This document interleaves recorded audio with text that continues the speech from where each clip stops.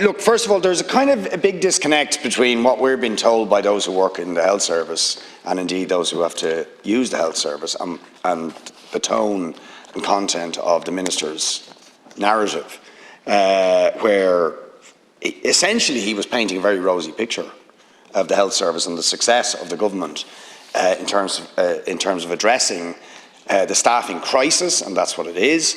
That is producing a situation where every single report you get from people who are using the health service of patients trying to get into EDs or indeed in hospitals is one of an unsafe, understaffed situation, and that's of course what the healthcare workers themselves are saying, that it's unsafe for the staff and it's unsafe for the patients. And that's a pretty damning indictment. The INMO did a survey of a number of hospitals last year.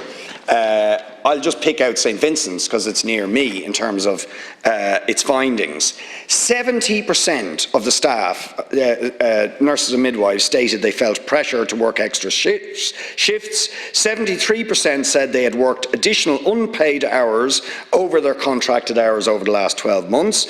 36% said they had been asked to defer or work during annual leave over the last 12 months. 65% stated that they had considered leaving their current work area due to workplace stress during the last month. 67% stated that their work environment was emotionally exhausting to a high or a very high degree.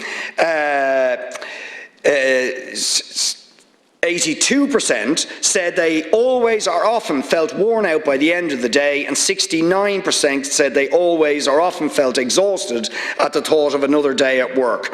25% said they had to attend their GP or another healthcare professional as a result of work-related stress in the last 12 months. 65% stated that they were experiencing verbal abuse or threatening behaviour in the workplace in the last 12 months. In Blanchardstown, in addition to similar figures and all those others, there was another category. 91% stated that based on their professional judgment, the current staffing levels and skill mix in their area were not appropriate for meeting clinical and patient work demands. Of these, 81% felt that patient safety was put at risk often, very often, or always.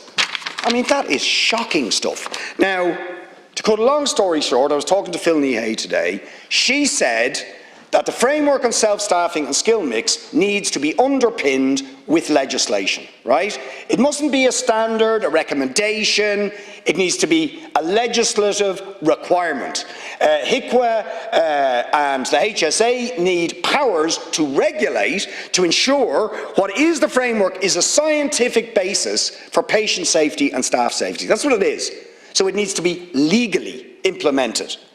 Patient safety legislation needs to be accelerated, brought forward and become a legal requirement of our health service, and the HSA and HICWA need to be given the power to regulate to ensure that we have safe staffing levels in our hospitals.